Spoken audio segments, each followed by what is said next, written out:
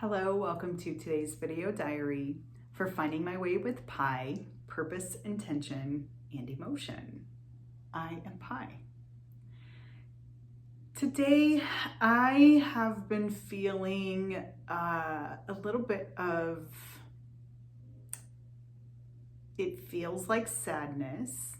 It feels like a little bit of anger in my belly, and something else. I'm not quite sure what name to give it, but it has to do with being silent, particularly as a girl or as a woman, and not just my own experience with that, but the generational experience of that. See, as the last couple of days I pondered, and you can go back a couple of video diaries to the one labeled Girl, Why Are You Silent? I've been pondering, what is this unsettled and nervousness that I've been feeling around following my hopes and dreams and finding my voice and really doing the work I feel I was meant to do? And discovered a deep root inside of me that's been there so long it was automatic. And part of that is this framework, these like narratives of, and this is my own experience. I understand there's human oppression and suffering and silencing for all different genders, races, ethnicities, and all of that. So I know I'm not alone, and I know,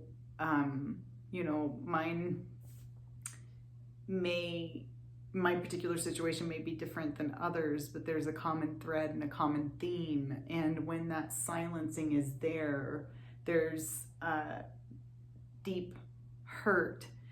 And I also want to say that even when we're living it, like as a child, as a girl, living it, seeing it around me with the women in my life and the silencing of their dreams and their voices, sometimes violently, sometimes not, sometimes just like, this is just an expectation, this is the woman's place. It sinks in to our view of the world and our understanding of the world, and it becomes almost like a lens that we look through. We don't even know we're wearing it. It's automatic. And I had written a poem and processed this and said, let's change this and let's set ourselves free. Girls, let's set ourselves free by changing the words that define and limit me. And I wrote that poem, and it felt like my true inner voice coming out. And now a couple of days later, what I feel is this well of sadness welling up in me, and a little bit of anger in the pit of my stomach and in my belly. And I am emotional about it, as you can tell. Surprise! But let's examine the emotion of this. Here's a story, something that happened today that I think is what it is. I have been working with my career coach to help, clearly define and articulate my strengths and my brand, and this transition from leaving 20-something years in the corporate world, exiting out as a corporate executive leader, and then transitioning into something different after pretty extreme burnout. That whole process has been a process of discovery of self, awakening and becoming, and some of it was a tumultuous road and required me uncovering so many things that I had been silent about for so long. And so we're working on telling my story, and you know what?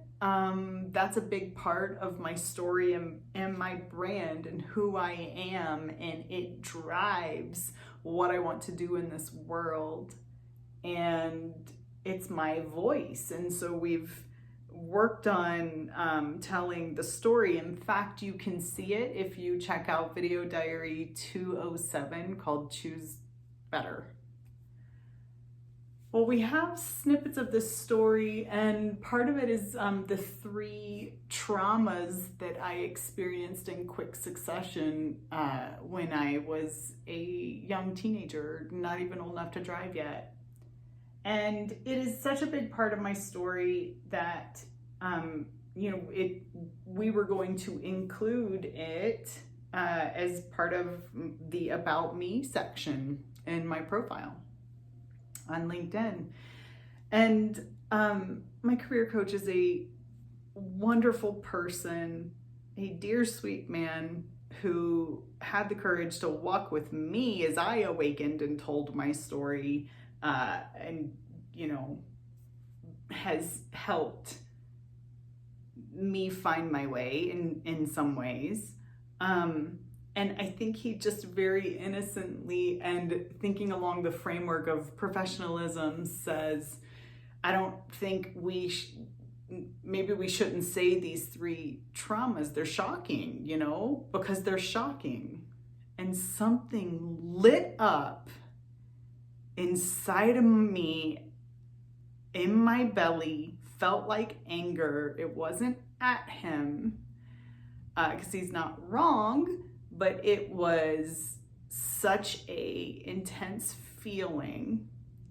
And then sadness also came on the heels of this, but they're both existing inside of me today. And what I said to him was, that doesn't feel right to me, because it is part of who I am. And if we remove that, we're just perpetuating this cycle of keeping it hidden and quiet. And I just went through hell to unhide it and to say it and own it and integrate it into my story and who I am, and to harvest, if you will, the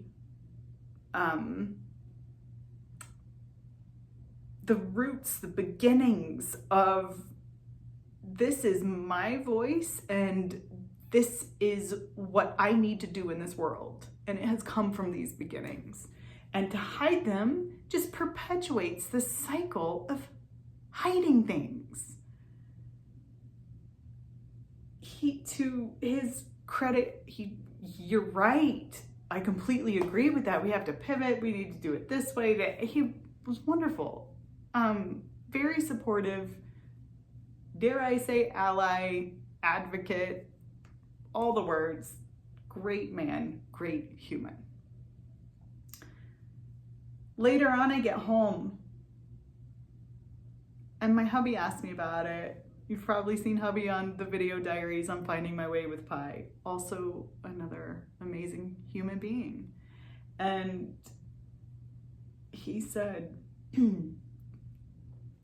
I understand why he would say that, and I understand why that doesn't make sense. This is part of your story, and you need to be able to say it. And I said, I won't be silenced anymore, but it's more than that.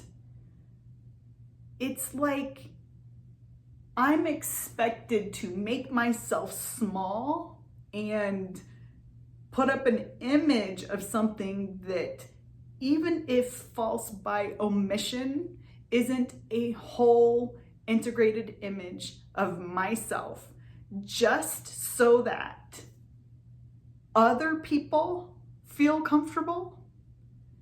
Would a man be expected to do that?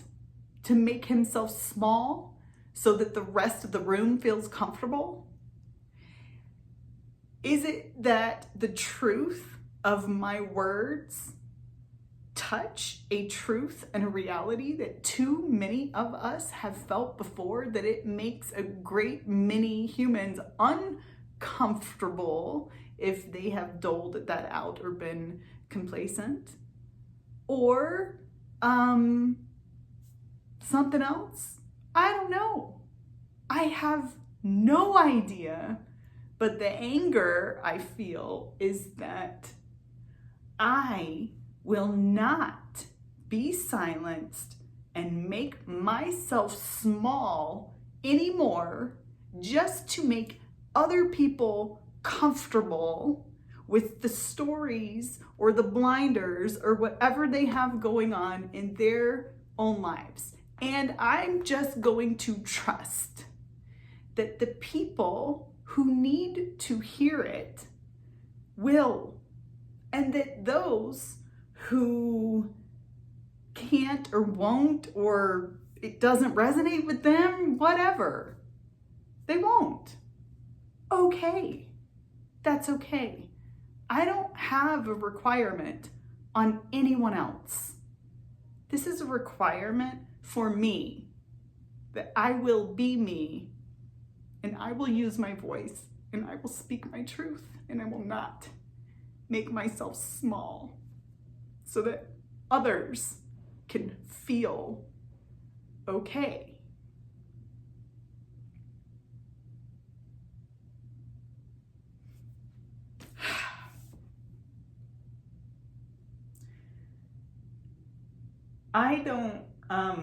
I'm not done processing this, but I am done with the words I have right now because I don't know what else to do with it. I need to go feel this and let it flow, accept what it is.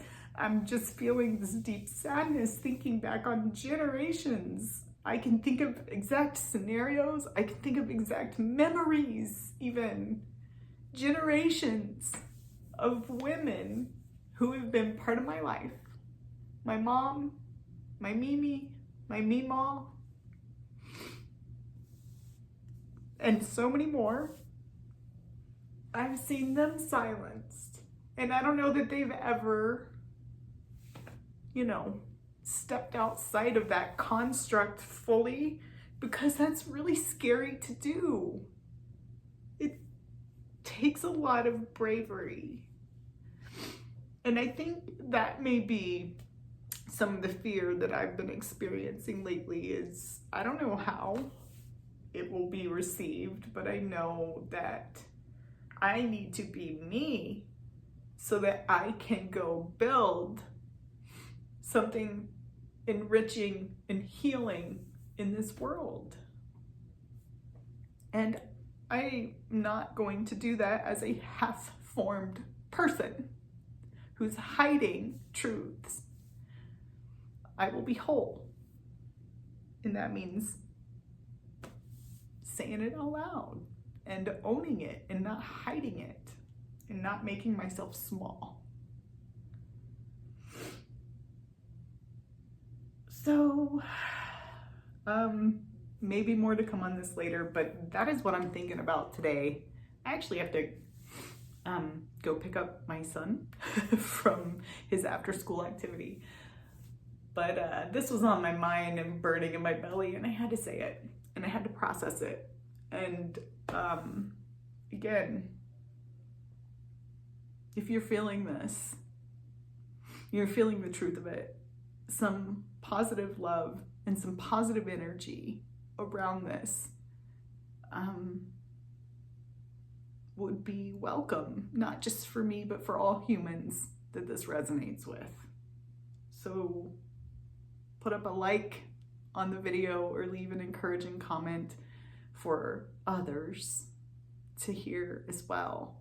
We are all human and we all need this space of love and acceptance and to be able to be whole.